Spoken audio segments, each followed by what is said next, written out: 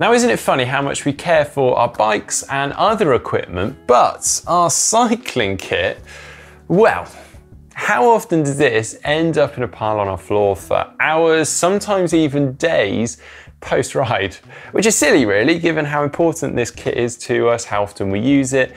So we want to keep this in tip-top shape and ultimately get as much life out of it as possible. So that means how we store our kit, how we wash and dry our kit, how we travel with our kit and what we do with it when we're away is really important. So today we have teamed up with our channel partner ASSOS, and we're going to be talking you through how to care for your kit, although all of this advice still applies for other brands and products too. So, how familiar does this scene look?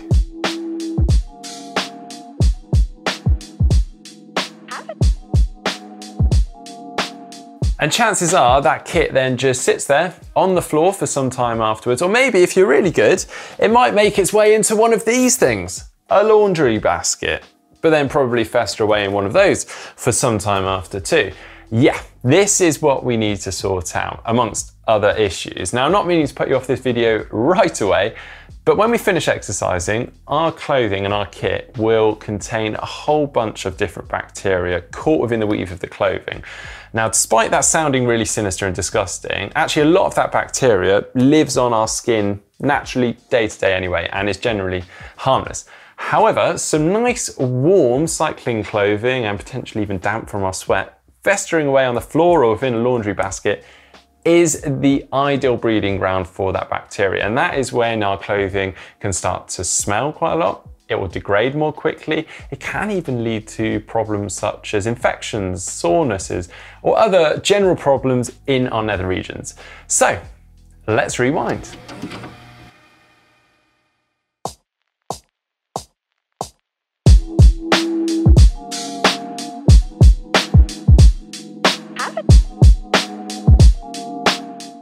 When you come in from your ride, you should actually be popping your kit straight into the washing machine, which is fairly obvious, but at what heat do you pop that washing machine on at? Well, certainly nothing above 40 degrees Celsius, but even actually at 40 degrees Celsius, it's too high. All your kit should go on at a 30 degrees Celsius wash. But that's where the conundrum lies, because likely from your years of washing clothes and experience having done that, you'll know that a 30 degrees Celsius wash doesn't normally remove all that dirt, grime and bacteria as well as a hot wash. But then a hot wash will destroy the fabrics of the kit. Well, first off, Lycra is not like your cotton t-shirt, for instance. It's a far more breathable material, and that means it can be washed more easily as a result.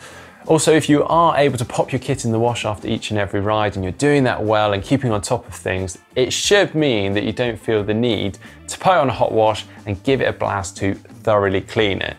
And then on top of that, to add to all this care, using a mild detergent or even an active wear cleanser like that you can get from ASSOS is a really good idea. Now, these aren't just made to sound fancy and look fancy. They're actually designed to be more gentle on the textiles and the fabrics within your kit, and also actually working better at those lower heats.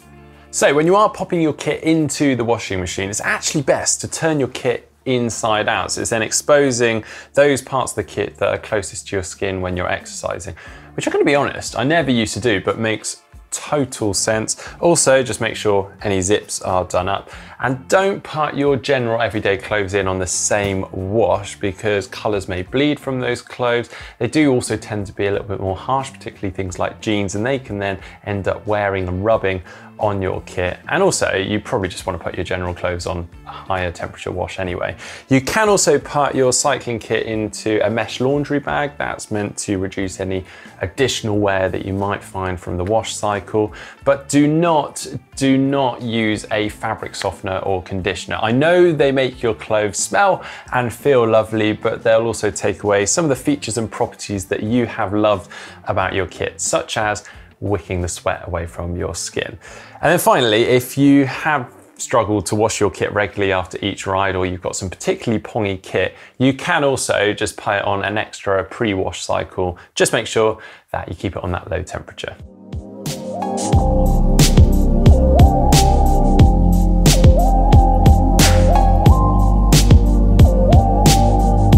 Well, you might think we're finished there, but actually how you dry your kit is just as important. And you probably get the picture by now, but also blasting your kit on a hot tumble dry is not a good idea. What you want to do is once it's finished the wash and spin cycle is get the kit out, hang it up, or lie it down flat somewhere that's going to dry with good airflow.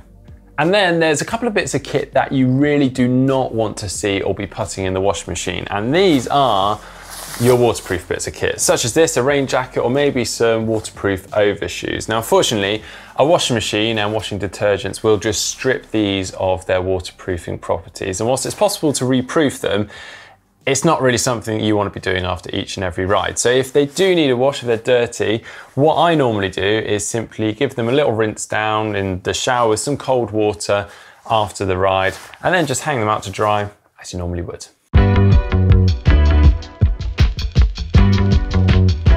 Okay, well that's all good, but then what do you do if you're without a washing machine? Perhaps you're away of work somewhere, or maybe on a training camp abroad. Well, the same still applies really. You should still aim to wash your kit after each and every ride where possible. Now, something I've actually done before, and you're gonna laugh at me here now, is done a sort of military wash. I've come straight in from a ride and fully clothed, I've got into the shower, I've kept the water on a low temperature, and I've used the soap to wash the kit. And what I'd advise with this is using a liquid soap rather than a bar of soap, because obviously you have to rub that bar into the kit, and that could wear out the kit more quickly. I actually, and I hate to admit this, I did this for about 2 months whilst I was living in a small flat in South Africa, and I don't think I smelled too much. If you don't want to do that, you can of course just wash your kit in a sink. You can get hand soaps, or again, use liquid soap, and then just make sure that you rinse that kit out thoroughly afterwards. Now, this is all very well and good, but I'd imagine some of you are sat there scratching your head right now and thinking, yeah, but what about commuting? And yeah, naturally, you'll ride into work in your kit. That kit will then sit there all day, and then you use that same kit to ride back in later on. And that kind of goes against all the advice I've been giving you today. But what else are you meant to do?